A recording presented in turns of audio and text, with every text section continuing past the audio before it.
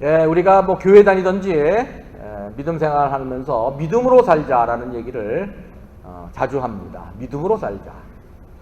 그럼 믿음으로 사는 게 뭡니까? 이렇게 물어보면은 좀 대답하기가 힘들어요. 고린도후서 5장 7절에 보면은 아주 좋은 얘기가 나와요. 거기에 보면은 이렇게 나옵니다. 이게 없나요? 우리는 믿음으로 살아가지 보는 것으로 살아가지 아니합니다. 고린도후서 5장 7절에 우리는 믿음으로 살아가지 보는 것으로 살아가지 아니합니다. 믿음으로 살지 보는 것으로 살지 않는다. 그래서 믿음의 반대는 보는 것이에요. 보는 것은 무엇이냐? 보이는 거예요. 세상에서 보이는 거, 세상의 관점, 세상의 결과, 뭐 이런 세상적인 차원의 것으로 살지 않고 믿음으로 산다. 보이지 않는 하나님을 보면서 산다는 얘기죠. 근데 또 이렇게 얘기해도 그게 좀 추상적이에요. 그러면 또 보이는 것은 뭐고, 보는 것은 뭐고, 또 뭐 하나님의 것은 또 무엇인가? 또 오늘 말씀에 보면은 믿음으로 사는 사람들의 모습이 나와요. 그래서 오늘 말씀을 보면서 이게 바로 믿음으로 사는 거구나. 구체적으로 오늘 좀 알 수 있는 그런 기회가 돼서 믿음으로 사는 법이라는 제목으로 말씀을 전하려고 합니다. 공의에서 재판을 받는데 이 대제사장이 이렇게 신문을 해요. 예수의 이름으로 가르치지 말라고 그랬는데 왜 계속해서 예수의 이름으로 온 예루살렘에 퍼뜨리느냐? 왜 말을 안 듣느냐? 대제사장이면요 아주 권위가 지금 뭐 교황 이상 되는 사람이에요. 그리고 또 예수를 죽인 책임을 우리에게 씌우려 하느냐? 그러니까 예수를 죽인 것이 왜 우리가 잘못해서 죽인 거냐? 아니다. 그 사람 죽을 일을 했는데 뭐 하나님이시고 뭐 부활했고 막 이러니까 이런 얘기를 하는 거예요. 이때 사도들이 대답하는 모습을 보면서 믿음으로 사는 사람은 이런 사람이구나. 구체적으로 우리가 오늘 볼 수가 있습니다. 그래서 오늘 말씀을 통해서 믿음으로 사는 것이 무엇인가?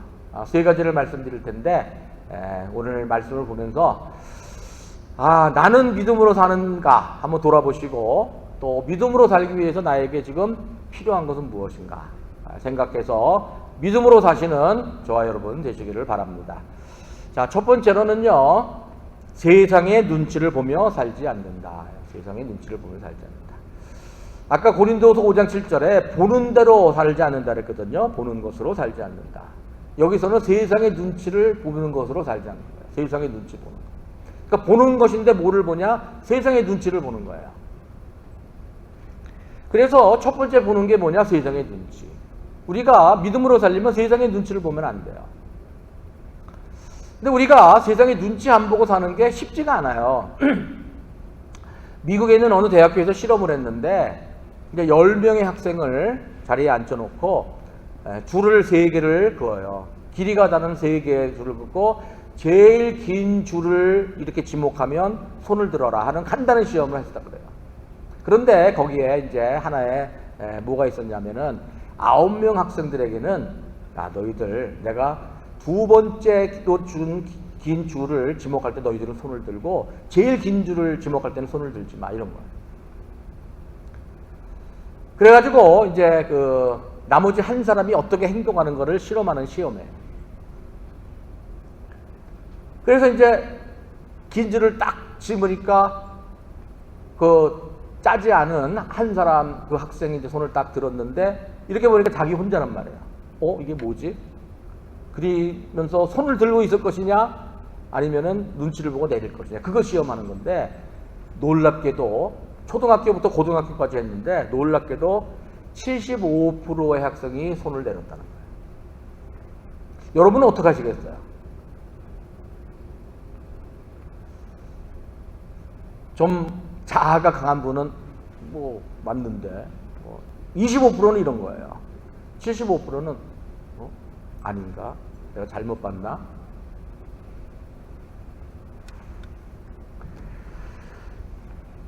우리는 사람들의 눈치를 봅니다. 사람들의 눈치를 보고 사람들과 다르게 행동하는 게 어려워요. 한국 사람들은 더 그러죠. 눈치 많이 보죠. 오늘 재판하는데도 보면은요, 대제사장이 신문을 하는데 대제사장과 같이 있던 사람들이 누구냐? 사두개인들. 사두개인들은요, 상류 귀족들이에요. 거기 또 누가 왔냐? 공의회, 국회의원들이에요. 원로가 왔다 그랬어요. 원로회를 소집했다 그랬거든요. 원로회는 어떻게 보면은 국회의원보다 더 높은 사람일지 모르죠. 그러니까 세상적으로 보면은 제일 높이 있는 사람들이 지금 100여 명이 앉아 있는 거예요. 제자들은 평범한 사람들, 어떻게 보면은 서민들이라고 할 수 있어요. 그런데 사도들이 이렇게 대답합니다. 5장 29절에 보니까 사람에게 복종하는 것보다 하나님께 복종하는 것이 마땅합니다. 사람의 눈치를 안 본 거예요. 이 대제사장, 사두개인들, 공의회, 또 원로회, 이 세상에 아주 권세 잡은 사람들이 모두 다 예수의 이름을 전하지 말라 그러고, 거기에 대부분의 사람들이 순종을 했는데 이 사도들은 사람들의 눈치를 보지 않고 자기들이 옳다고 생각하는 것을 한 것이죠. 보는 것으로 살지 않은 거예요. 사람들의 눈치, 지도자들의 눈치를 보는 것으로 살지 않고 그 대신 하나님의 눈치를 봤습니다. 우리가 살아가면서 이 사람의 눈치를 안 보는 게 참 쉽지가 않아요. 사람들이 다 그러면은 그냥 그게 맞는가 보다 따라가요. 뭐 많이 들은 얘기가, 이제 술자리에 갔는데 청년들 뭐 이제 대학교 가서 술자리 가면은 술 마셔야 돼요, 안 마셔야 돼요, 뭐 근데 그런 얘기 하잖아요. 그러니까 다 마시는데 자기만 나 안 마셔. 왜? 나는 그냥 교회 다녀. 뭐 이런 얘기를 하기 힘든 거예요. 사람들이 다 마시니까 용기가 없는 거예요. 또 우리 그 학생부 모임이 금요일 날 있는데 금요일 날 학원에 보내는 부모들이 많은데 학원에 안 보내고 교회로 보내요. 그것도 세상의 눈치를 보지 않는 거죠. 학원에 가면은 공부를 잘하는데 어떻게 애들을 그렇게 교회로 보내면 어떡해. 이런 세상의 풍조를 우리가 거스리는 거예요. 교회적으로 보면은 매주 모여서 목장 모임을 갖고 밥을 먹는다는 것이 세상의 풍조하고는 굉장히 달라요. 그래서 이 몬트리올에서도요, 가정교회 하려고 하시는 분들이 있는데 그분들이 하지 못하는 가장 큰 이유가 뭐냐면은 성도님들에게 매주 모여서 밥 먹으라는 얘기를 안 통할 거라는 거예요. 그러니까 그분들은 세상의 눈치를 보는 거죠, 어떻게 보면. 우리가 세상의 눈치를 보면서 살 것인가? 아니면은 하나님의 눈치를 볼 것인가? 뭐 눈치라면 좀 그렇지만 하나님이 원하시는 대로 살 것인가? 우리가 믿음으로 사는 거는 그거에 대한 첫 번째 선택이 있는 거예요. 세상의 눈치를 보지 않고 하나님의 눈치를 보면서 사는 것이 믿음으로 사는 거예요. 그래서 여러분, 세상이 이러는데 나만 이러나? 그러나 하나님이 원하신다면 그 세상의 눈치를 보지 않는 것, 하나님이 원하시는 대로 복종하면서 사는 것이 믿음으로 사는 겁니다. 자, 두 번째 믿음으로 사는 것은 뭐냐면은 세상의 결과를 보지 않고 사는 거예요. 세상의 결과를 보면서 살지 않는다. 그래서 우리가 보이는 두 번째는 뭐냐면 세상의 결과예요. 세상의 결과는 보여요. 이 사도들은요, 계속해서 말씀을 전했는데 대제사장이 말씀을 전하지 말라고 4장인가 이미 얘기를 했어요. 그런데 계속해서 말씀을 전하다가 옥에 갇혔죠. 그런데 옥에 갇혔는데 옥에서 풀어줬는데도 또 성전에 가서 말씀을 전하라니까 또 말씀을 전하고 있으니까 이거는 막 열이 받는 거예요. 말씀을 전해가지고 잡아놨는데 어떻게 풀려나와서 어떻게 됐는가 보다 또 계속 전하고 있으니까 막 그냥 화가 난 거죠. 그래서 이 사도들은요, 어쩌면은 죽음을 각오하고 전도한 거죠. 사도들은 전도하면 핍박이 올 거를 다 알고 있었어요. 죽을지도 모르고 혹시 죽지 않는다 그래도 죽도록 맞을 거라는 걸 알고 있었어요. 이 사람들 때리는 건요, 죽도록 때리는 거예요. 그냥 뭐 한 5대, 10대 때리는 게 아니에요. 39대, 40대 때리면 죽으니까 39대 때리는 게 이 사람들이 때리는 거예요. 그래서 하나님께 순종할 때 세상의 결과가 무엇이냐? 죽거나 죽도록 맞는 거예요. 이 세상의 결과를 우리가 보면서 산다면 순종할 수가 없죠.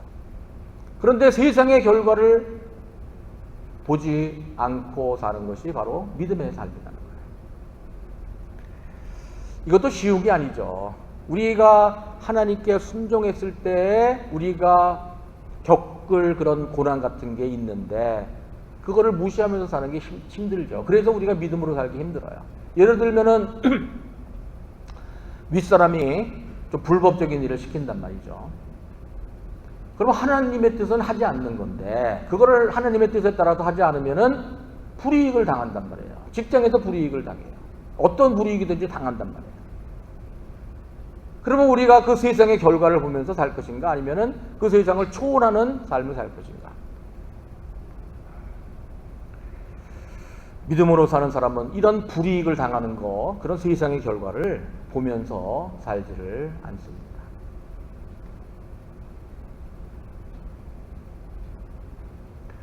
그런데 이런 불법적인 일에만 세상의 결과를 보는 게 아니라 합법적인 일에도 우리가 세상의 결과를 보면서 살 것인가 아니면은 세상의 결과를 초월하면서 살 것인가 그거를 결정해야 될 때가 더 많아요. 아도니람 저드슨 선교사라고 있어요. 사진이 있을 텐데 제가 이걸 왜 띄웠냐면은 이분이 이렇게 생겼다는 걸 보여드리려는 게 아니라 거기 나온 게 뭐예요? First missionary from the United States. 미국의 최초의 선교사예요, 이분이. 그러니까 항상 최초라는 것은 하기가 힘들죠. 제일 먼저 선교사 나가는 건 힘들어요.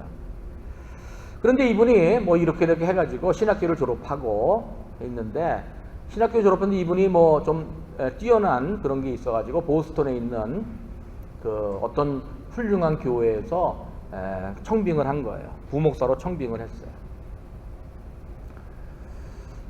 그래서 이제 하나님의 그 일을 하기 위해서 이제 신학교를 갔는데 그런 청빙을 받았는데 좋은 교회에서 목회를 할 수 있는 기회가 왔죠. 그리고 자기 어머니가 계셨고 또 누나가 있었는데 보스턴에서 같이 살 수 있는 그런 좋은 기회가 생겼습니다. 그런데 이분이 청빙을 거절했어요. 왜 그러냐? 이분은 신학교에 가면서 하나님께서 선교사로서 부르신 거예요. 근데 이분이 선교사로서 부르셔서 선교사로 가시긴 했는데 이게 보통 힘든 게 아니에요. 왜? 첫 번째 선교사니까. 주위에 뭐 선교단체도 있고 뭐 선교사도 있고 뭐 그러면은 나도 좀 뭐 선교를 해봐 이런 것인데 주위에 선교하는 사람이 아무도 없었어요. 미국에 그 당시에 1800년대 초인데. 근데 하나님께서 아시아에 있는 좀 어두운 나라로 가서 선교하라는 그런 마음을 주셨어요. 그래서 그냥 어떤 미얀마 선교, 버마 선교를 하셨는데 원래 거기를 이렇게 딱 주신 건 아니고 아시아를 주신 거예요. 아시아. 그래가지고 보스턴에서 훌륭한 교회에서 사역할 수 있는 기회가 있었지만 이분이 그거를 거절하고 선교지로 떠납니다. 인도로 떠나서 거기서 결국에 이제 나중에 미얀마로 가요. 보스턴에서 저드슨을 청빙했던 교회는 지금도 건강하고 훌륭한 교회로 남아있다고 해요. 그 얘기는 뭐냐? 저드슨 이분이 보스턴에 있는 교회로 갔다고 하더라도 훌륭한 일을 많이 했을 거예요. 그 교회를 위해서. 좋은 교회니까. 그게 세상의 결과예요. 내가 지금 보스턴에 있으면 하나님의 일을 할 수 있는 좋은 교회에서 열심히 해서 하나님의 일을 많이 할 것이다. 그리고 부모와 어머니와 누나와 같이 살 수 있는 또 모실 수 있는 그런 좋은 기회다. 얼마나 좋아요. 하나님의 기도응답이라고도 할 수가 있죠. 그런데 이분은 하나님께서 인도하신 길이 그 길이 아니기 때문에 그것을 거절하고 선교사로 나갔어요. 이분이 선교사로 나가서 어떤 일을 했는가? 5만 명이 이분을 통한 교회를 통해서 구원을 받았어요. 5만 명. 이분이 미얀마 말로 된 성경을 많이 번역을 했습니다. 이분 때문에 이분이 이제 그 회중교회로 처음에 갔다가 나중에 침례교단으로 바꿨는데 이분 때문에 이분을 서포트하기 위해서 침례교 지방에 선교부가 생겼어요. 아, 이분이 있네. 이분 최초의 선교사 침례교 선교사가 있는데 이분을 우리가 서포트하려면은 지방에서 연합해서 하자 해가지고 그렇게 했어요. 그래가지고 지방에마다 그때부터 선교사를 보조하는 그런 운동이 생기고 그 침례 지방에 이 지방에 하면서 결국에는 총회가 합쳐져 가지고 포린 미션 보드 해외 선교국이라는 세계에서 제일 큰 선교 단체가 이분 때문에 시작하게 된 거예요. 남침례교가 이 세계에서 전 세계에서 제일 많이 보내요. 교단 중에서 선교사를 제일 많이 파송을 해요. 이분 때문에. 그리고 이분이 또 언어에 재주가 있어가지고 미얀마 영어 사전을 만들었어요. 반 만들고 이제 이분은 뭐 중단을 했어요. 너무 이제 뭐 사전 만드는 게 힘들잖아요. 지금도 이분은 추앙으로 추앙되고 있고, 지금도 버마에 가면은, 미얀마에 가면은 이분의 이름을 딴 길이 있고. 여러분, 최선을 할 수가 있는데 우리가 차선에 안주하지 마세요. 최선을 할 수 있는데 차선에 안주하지 마세요. 이게 바로 사탄이 우리를 유혹하는 방법입니다. 우리는 차선을 선택하면서 얼마든지 이유를 댈 수가 있어요. 자신을 정당할 수 있어요. 직장에서 불이익을 당할지 모르니까 내가 그냥 눈 감아야지. 그 불이익 당하고 뭐 얼마나 스트레스야. 또 내가 안 하면은 뭐 누군가 할 텐데 뭐 이래저래 할 텐데. 그러면서 우리가 눈 감고 있지는 않은가요? 조두선 목사님도 그래요. 선교사님도. 보스턴에서 하나님 열심히 섬기면 되지. 교회에서 내가 부목사로서 열심히 섬기면 되지. 어머니하고 또 누나도 부양하니까 일석이조 아니야? 그런데 그것이 차선이란 말이에요. 문제는 최선이 아니란 말이에요. 하나님의 뜻에 순종하는 게 최선인데 뭔가 우리는 차선을 선택하면서 그것을 정당화시키려고 노력을 합니다. 하나님은 우리를 창조하실 때 최선을 하라고 창조하셨어요. 그게 하나님의 뜻이에요. 근데 우리는 차선에 만족하고 있지는 않은가. 세상적인 결과를 보면은 우리가 차선에 만족할 수 있어요. 정당할 수 있어요. 그러나 하나님의 뜻에 순종하는 것은 최선입니다. 그건 하늘의 결과예요. 하늘에 쌓여일 하늘의 결과예요. 세상적인 결과와 하나님 나라의 결과를 우리가 보면서 선택해야 될 때 무엇을 선택하는 것이 하나님의 뜻을 따르는 것이겠습니까? 세상 결과를 보면서 살지 않아요. 세 번째로는 세상의 권세를 보며 살지 않는다. 세 번째 보이는 것이 세상의 권세예요. 세상의 권세. 그러니까 세상의 눈치를 보면서 살지 않고 세상의 결과를 보며 살지 않고 이 사도들은 세상의 권세를 보며 살지 않았어요. 28절에 보니까 그대들은 그 사람의 피에 대한 책임을 우리에게 시유리 하고 있어 그랬어요. 예수님에 대한 피죠. 그러니까 예수님 죽인데 우리가 잘못했다고 자꾸 얘기하는데 아니라는 거예요. 아니 하나님이시고 하나님의 하나님이 부활시켜 주시고 하나님이 구원자시고 이런 얘기를 하니까 자기들이 큰일한 거 아니에요. 하나님을 죽였으니까. 그러니까 너무너무나 지금 책임의 피를 하고 싶은 거예요. 이 사람들은. 그런데 사도들이 이런 권세 있는 사람 앞에서 어떻게 대답하느냐. 30절부터 32절까지 보면은 30절에 보니까요. 우리 조상들의 하나님은 여러분이 나무에 달아 죽인 예수를 살리셨습니다. 나무에 달아 죽였다. 여러분이 나무에 달아 죽였다.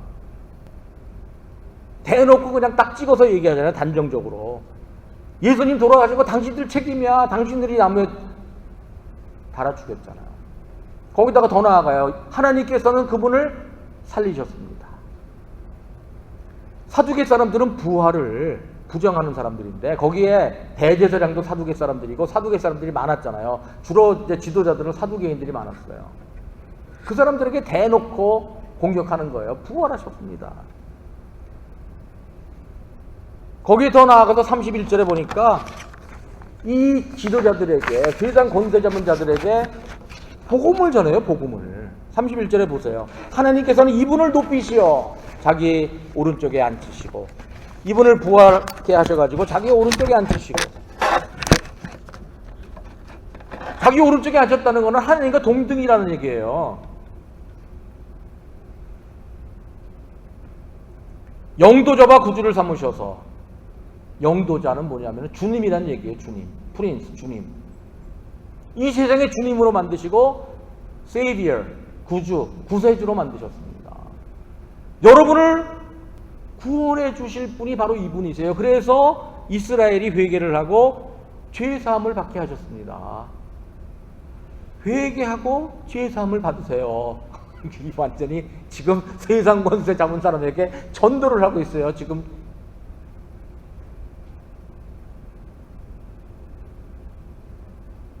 너 지금 죽으려고 까부냐? 뭐 이런 거예요. 그러니까 지금 까부는 거예요. 죽으려고. 아니 지금 이 사람들이 재판을 받고 있는데 오히려 판결을 내려버려요. 당신들이 죽였어. 하나님이 살리셨어. 하나님께서 우편에 앉게 하시고 구주와 구세주로 만드셨고 여러분 회개하고 구원받아. 그러면서 32절에 우리는 이 모든 일의 증인이며 하나님께서 자기에게 복종하는 사람들에게 주신 성령도 그러하십니다. 이렇게 얘기해요. 우리는 이 모든 일의 증인입니다. 우리가 증인이에요. 이 증인이라는 얘기가 원어가 말티스예요. 마르티스. 이 마르티스라는 단어에서 몰터라가 몰터, M-Y-R-T-U-R, M-I-R-T-Y-R. 이 마르터가 순교자라는 뜻이죠. 그러니까 증인이 순교자라는 뜻이에요. 그러니까 그 당시에는 증인이 된다는 것은 순교를 각오했다는 얘기예요. 이 사람들은 세상 권세를 보면서 살지 않고 순교를 각오하고 증인이 된 거예요. 이 감격적인 단어입니다. 자기를 죽일 수도 있는 권세가 있는 사람들에게 맞선 거예요. 세상의 권세를 보지 않았어요. 맞섰어요. 그럼 이 사람들은 세상 권세를 보면서 살지 않고 무엇을 보면서 살았나? 믿음으로 산다 그랬잖아요.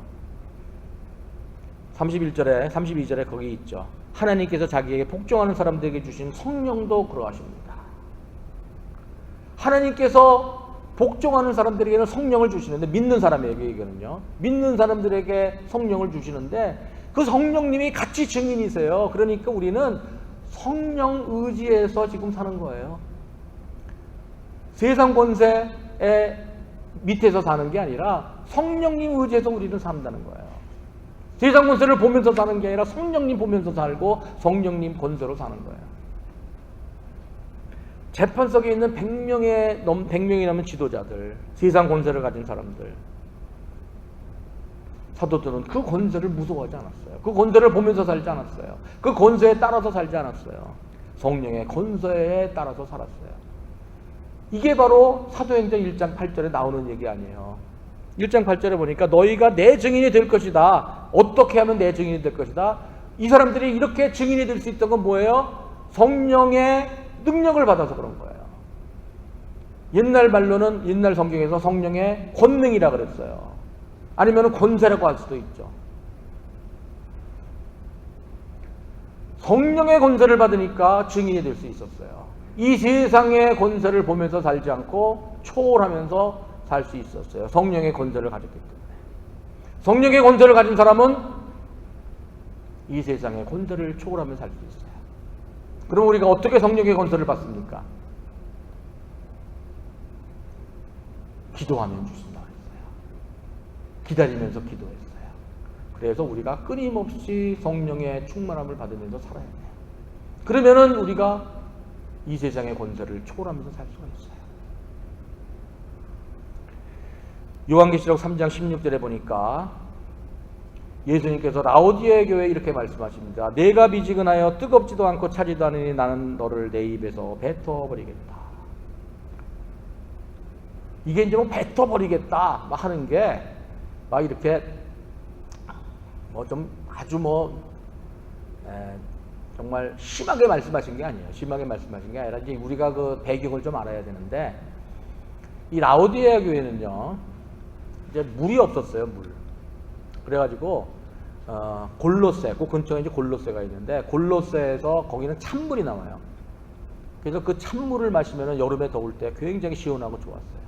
그게 차라는 거예요. 차라는 거. 차는 거 좋은 거예요. 믿음이 차갑다는 게 아니라 좋은 거. 찬물로서 사람들에게 이렇게 좋은 일을 하는 거예요. 뜨거운 건 뭐냐면은 히에라볼리라는 곳에 온천이 있어요. 그래서 온천이니까 거기서 또 뜨거운 온천으로서 사람들에게 유익을 베풀었는데, 그러니까 그거 이제 유익을 베푸는 차가운 물, 뜨거운 물, 골로새의 차가운 물, 히에라볼리의 온천. 근데 이제 이 사람들이 거기가 머니까 그거를 이제 길어와야 되는데, 이제 매번 길어오기 힘드니까 몇 킬로씩이 떨어졌거든요. 10킬로씩만 떨어지니까 수로를 만들었다 그래요. 수로를 만들어서 찬물을 옮겨오고 뜨거운 물을 옮겨오고 이렇게 오는데, 문제는 수로를 타고 오면서 이 찬물이 미지근해지고 또 뜨거운 물이 식어가지고 미지근해지는 거예요. 근데 히에라볼리에 있던 그 온천물은요 또 석회가 있대요. 허연 석회가. 그래서 그 미지근한 물, 석회까지 있는 물을 마시면은 구역질이 나는 거예요. 그 얘기를 하시는 거예요. 너희들 찬물이 되든지 뜨거운 물로 있든지 믿음으로 살아야지 좋은데, 너희들이 믿음으로 안 살고 그냥 이렇게 쭉 타고 와서 관을 타고 오면서 세상 풍조를 따라서 이렇게 살다 보니까 우리가 미지근해 있는 거예요. 그러니까 예수님이 마시기에 너무 힘든 거예요. 예수님이 받아들이시기 힘든 삶을 살고 있다는 거예요. 근데 이 사람들이 또 문제는 뭐냐면요, 이 라오디게아가 굉장히 풍요로운 곳이었어요. 워낙 좀 풍요로운 도시인데다가 이 검은 양이 나와가지고 검은 양털로서 짜면은 이게 검은 번쩍번쩍하는 이 거물 양털로 만든 그런 외투를 만들어서 그게 굉장히 인기가 있고 비쌌다 그래요. 또 거기에서는 굉장히 좋은 안약을 만들었다고 합니다. 안과 병원이 있을 정도로 안약을 만들었다 그래요. 그래가지고 이 사람들이 굉장히 자기들은 뭐 건강하고 부자고 이렇게 생각한 거예요.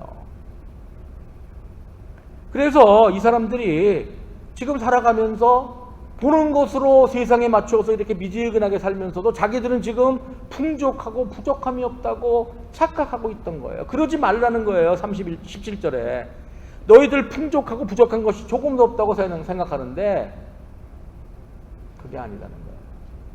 우리가 세상의 눈치 보며 살면은요, 뭐 우리가 처신 잘하고 산다.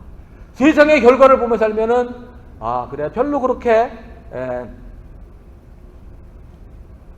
처세를 잘하고 사니까 뭐 잘 나가는 것 같죠.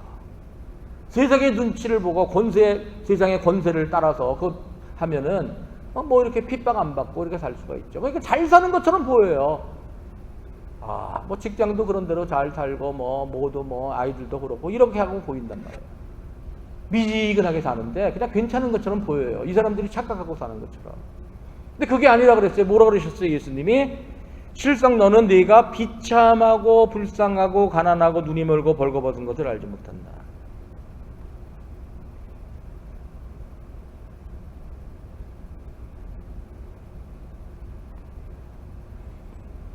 거지 같은 삶이라는 거예요. 거지 같은 삶.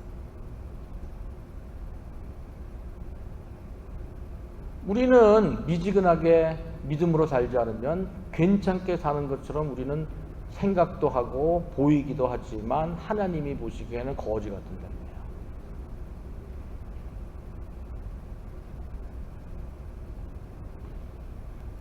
이렇게 권면하세요. 18절에. 그러므로 내가 네게 권한다. 네가 부유하게 되려거든 불에 정련한 금을 내게서 사고. 니네들이 뭐 양털하고 뭐 무역하고 해서 부유하게 되는 거 아니야. 내가 너에게 주는 금을 가지고 살아. 그게 뭐예요? 하나님이 주시는 결과예요. 우리가 순종했을 때 하나님이 주시는 결과. 저것은 선교사님이 받으시는 쌓아놨던 결과. 그것이 우리를 부유하게 하는 거예요. 내 벌거벗은 수치를 가려서 드러내지 않으려거든 흰 옷을 사서 입고. 하나님 보시기에는요, 지금 다 벌거벗은 부끄러운 삶이에요. 그러지 않으면 흰 옷을 사서 입어라. 예수님의 옷. 예수님의 옷을 입어야 되는 거잖아요. 예수님의 옷은 뭐예요? 예수님을 닮는 그런 거룩한 삶이에요. 성령의 권세로 사는 삶이에요. 성령의 열매를 맺으면서 사는 삶이에요. 세상의 권세를 무서워하지 않고. 눈이 밝아지려거든 안약을 사서 눈에 발라라. 나에게서 안약을 사라는 거예요. 너희들 안약을 사서 바르라는 게 아니고 내 안약. 내 안약은 뭐예요? 내 눈치를 보라는 거예요. 내 눈치. 세상 눈치 보지 말고 내 안약을 발라서 하나님의 눈치를 볼 수 있더라는 거예요. 믿음으로 산다는 것은요, 선택의 삶입니다. 세상의 눈치를 보며 살 것인가? 아니면은 하나님의 눈치를 보며 살 것인가? 세상의 결과를 위해서 살 것인가? 아니면은 하나님의 결과를 보며 살 것인가? 세상의 권세를 두려워하며 살 것인가? 아니면 성령의 권세로 살 것인가? 거기서 결정을 하는 거예요. 결정하기 위해서는 우리가 모험을 해야 돼요. 세상의 눈치를 초월하는 거, 세상의 결과를 무시하는 거, 세상의 권세를 두려워하지 않는 거. 모험을 해야 돼요. 모험을 하지 않으면은 그것을 극복하기가 힘들어요. 그래서 모험을 하고 그 결과를 하나님께 맡기는 거예요. 그게 믿음의 삶이에요. 오늘 말씀을 통해서 세 가지 보이는 것을 말씀드렸어요. 나는 세상의 눈치를 보고 사느냐? 나는 세상의 결과를 보고 사느냐? 나는 세상의 권세를 보며 사는가? 나의 지금 믿음의 모습을 한번 생각해 보면서 한번 하나님의 음성을